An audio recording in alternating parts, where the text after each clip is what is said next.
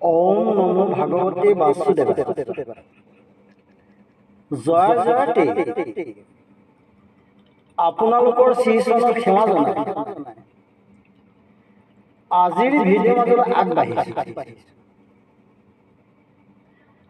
আজিৰ বিষয়ভাগ হ'ল প্ৰভু ভগৱন্ত কৃষ্ণই নিজৰ স্বাৰ্থ পূৰণৰ বাবে ৰুক্মিণীক হৰণ কৰিছিল নেকি?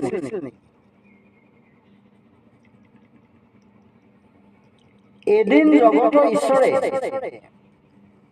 ৰুক্মিণীৰ গৃহত ৰত্নৰ সিংহাসনত হংসতুলিৰ ওপৰত বহি আছে আৰু ৰুক্মিণীয়ে চৰণ সেৱা কৰি আছে। ৰুক্মিণীৰ সেৱাত সন্তুষ্ট হৈ ভগৱন্ত কৃষ্ণ আনন্দ মনেৰে হাঁহি হাঁহি ক'লে, হে ৰুক্মিণী, তুমি ৰজাৰ জীয়ৰী আৰু মই সাধাৰণ গোৱালৰ ল'ৰা। তোমাৰ কাৰণে মই কোনো প্ৰকাৰ উপযুক্ত নহয়।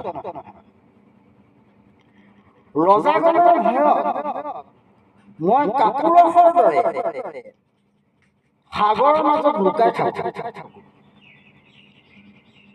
তেনে ভয়াতুজনক কি কাৰণে তুমি স্বামী বৰণ কৰিলা? মই ৰাজপুত্ৰ নহয়, মোৰ গাত কোনো ৰাজপুত্ৰৰ লক্ষণো নাই আৰু কোনো ৰাজসিংহাসনো নাই। মই উগ্ৰসেন ৰজাৰ আজ্ঞাবহ প্ৰজা। হে ৰুক্মিণী, মোৰ কি গুণ দেখি তুমি স্বামী বৰণ কৰিলা?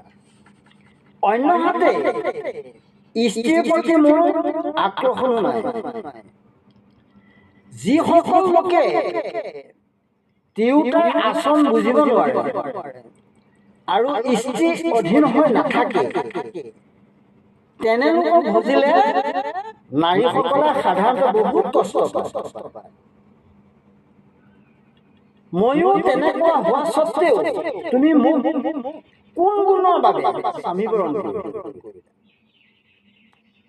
সেইকাৰণে হে ৰুক্মিণী, তুমি মোৰ দুৰ্গুণৰ কথা বিচাৰ নকৰাকৈ মোৰ দৰে এজন গুণহীন ব্যক্তিক পিতৃ মাতৃ ভাতৃৰ কথা নুশুনি তুমি কিয় আগপাছ নুশুনি স্বামী বৰণ কৰিলা? পলৰা জলত বাট পথ নথকাৰ দৰে মই স্বামী হৈ থাকিলে তোমাৰ কোনো কালি কোনো দিনেই সুখ নহয়। মোৰ উদ্দেশ্য এটাই আছিল, তোমাৰ ভাই ৰুক্মবীৰ, শিশুপাল, জৰাসন্ধ আদি অত্যাচাৰী ৰজাবোৰক নিধন কৰিবৰ কাৰণে মই তোমাক হৰণ কৰি আনিলো। এতিয়া তুমি যলৈকে যাবলৈ ইচ্ছা কৰা যাব পাৰা। তোমাক মই স্বাধীন কৰি দিলো। তোমাৰ ইচ্ছামতে মোৰ পৰা বৰ লৈ তুমি যলৈকে ইচ্ছা কৰা তালৈকে যাব পাৰা। স্বামীৰ এনে বাক্য শুনি ৰুক্মিণীৰ মাথাত বজ্ৰপাত পৰাৰ দৰে পৰিল। শোকত ৰুক্মিণীৰ শৰীৰ দগ্ধ হ'ল।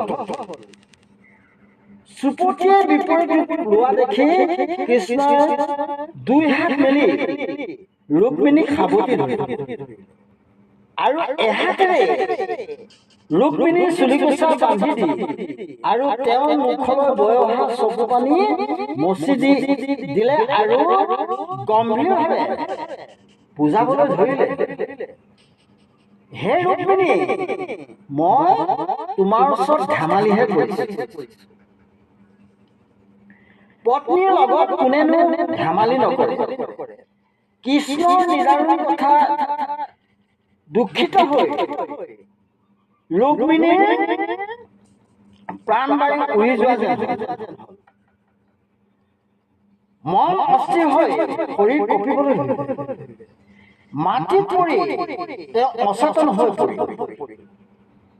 কৃষ্ণৰ মধুৰ বচনতো অলপো সুস্থ নহ'ল। হাত ভৰি কঁপা দেখি কৃষ্ণৰ কোলাত তুলি লৈ আশ্বাস দি ক'বলৈ ধৰিলে, হে সতী, তুমি স্থিৰ হোৱা। মই শপত খাই কৈছো, তোমাৰ লগত মই ধেমালিহে কৰিছিলো।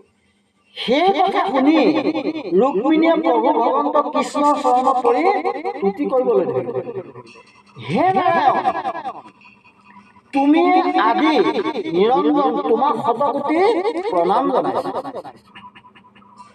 হে প্ৰভু, তুমি পূৰ্ণ ব্ৰহ্ম সত্য সনাতন আৰু অগতিৰ গতিৰূপে মোৰ দুখ পৰীক্ষণ কৰি মোক পৰিত্ৰাণ কৰা। তুমি লীলা কৰি মনুষ্যৰূপে অৱতাৰ গ্ৰহণ কৰি বাৰে বাৰে জগতক উদ্ধাৰ কৰি আহিছা। তোমাৰ মহিমাৰ কথা মই অভাগিনীয়ে বুজিব নোৱাৰিলো। হে গৰুড়ৰ বাহনধাৰী দেৱ সনাতন, ব্ৰহ্মা আৰু হৰেও তোমাৰ চৰণত উপাসনা কৰি থাকে। হে দেৱহৰি, তোমাৰ পত্নী বুলি মই গৰ্ব কৰিছো। মোৰ দুখ ক্ষমা কৰা, নহ'লে মই মৰি যাম। তোমাৰ মহিমাৰ কথা জানি তোমাৰ পাৱত পৰি শৰণ মাগিছো। তুতি কৰি ৰুক্মিণীয়ে মুক্ত কেশেৰে চৰণ মুচি দিলে। হৰিয়ে চাৰি হাত মেলি ধৰি ৰুক্মিণী দেৱীক উঠাই দি ক'লে, হে মহাসতী, তুমি সাধু, তুমি যুক্তিপূৰ্ণ কথা কৈছা। তোমাৰ পৰা এনেকুৱা কথা শুনিবৰ বাবে তোমাক পৰিহাস কৰিম।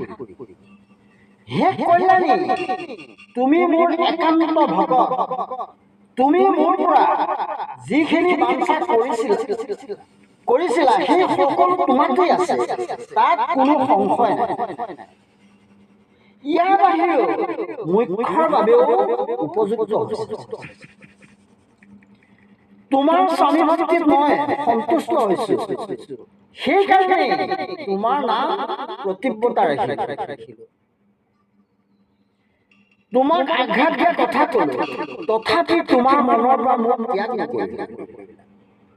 হে সুন্দৰী ৰুক্মিণী, তুমি ধন্য। তুমি জনগণৰ প্ৰতিব্ৰতা, গুণ আৰু ভক্তিটো অতুলনীয়। তোমাৰ সমান সত্যবাদী এই সংসাৰত কোন আছে?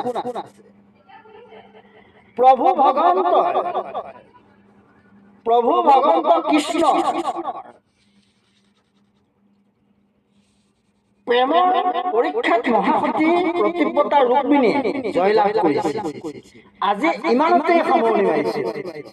ॐ विष्णु ॐ विष्णु ॐ विष्णु।